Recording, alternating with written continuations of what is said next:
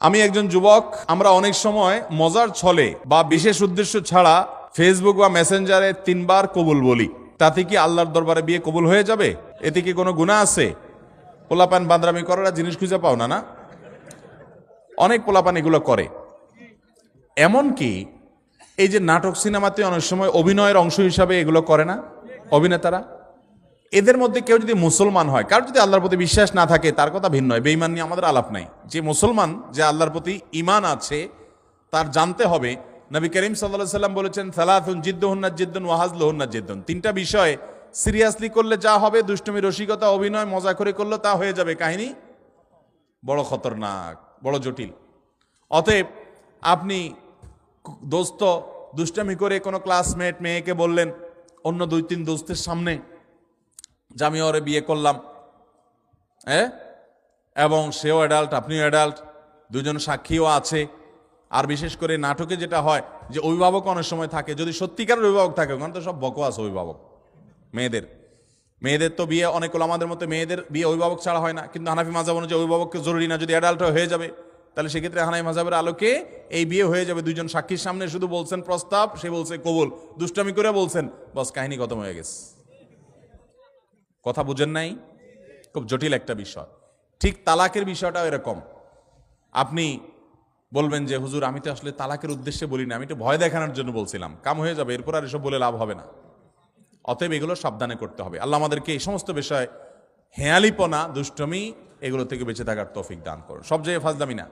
আমাদের নবী হযরত মুহাম্মদ সাল্লাল্লাহু আলাইহি সাল্লামকে না সৃষ্টি করলে নাকি আল্লাহ তাআলা কোনো কিছু সৃষ্টি করতেন না। এটা কতটুকু সত্য?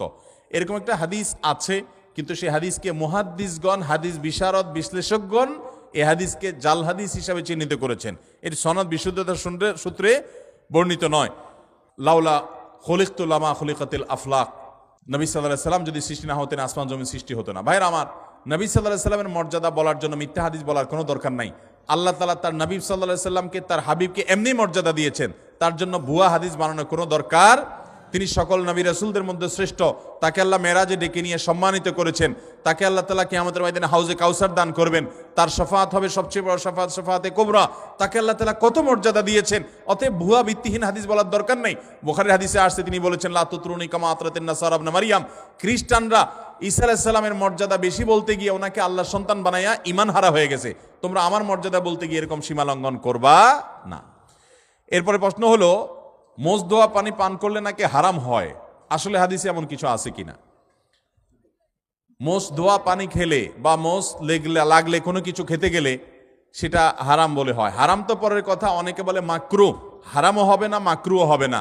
কারণ মোজ যদি থাকে আর পানি যদি আপনি খেতে যান, তো একটু আধটু লাগবেই লাগবে, যত ছোট থাকুক একটু হইলেও লাগবে। এখন যদি বলেন যে না আমি লাগাবো না, তাহলে মোজ বড় রাখতে হবে অনেক, এবং সে মোজ কিছু একটা দিয়ে চিমটি দিয়ে ধরে মুঠায় ধরে তারপর খাইতে হবে। এছাড়া তো আমি কোনো উপায় দেখি না। কারণ যদি ছোট ছোট মোজ হয়, পানি খাবেন আর লাগবে না, তাহলে ঠোঁট ধরে উঠে রাখতে হবে। তাহলে বোঝা গেল এটা ভুয়া, ভিত্তিহীন কথা। মোজ যদি লেগে যায়, ইচ্ছাকৃত তো মোজ ধোয়া পানি, মোজ ধোয়া খানা, মোজে লাগলে সেটা খাবেন না আপনি। কারণ হলো সেটা তো আর পরিষ্কার করে হওয়ার সময় জীবাণু থাকতে পারে, ধুলাবালি থাকতে পারে। ইচ্ছাকৃত এটা করেও না কেউ, কিন্তু অনিচ্ছাকৃত যেটুকু লেগে যায়, এটার কারণে হারাম তো দূরের কথা, মাকরুহ হবে না। এটা ভিত্তিহীন কথা। কথা বুঝাতে পারছি? কোন মদ করে বলে শুনছে এই ফতোয়া যে মোজ ধোয়া পানি খাইলে গুনাহ হয়, মাকরুহ হয়। এই জন্য সে মদ খাওয়ার সময় তার মোজ বড় ছিল, উঠায় ধরে মদ খাইতো। যে মদ খাওয়ার সময় যদি মাকরুহ হয়ে যায় তাহলে তো আল্লাহ নারাজ হয়ে যাবে, এই জন্য সে মোজ উঠায় নাকি মদ খাইতো। আল্লাহ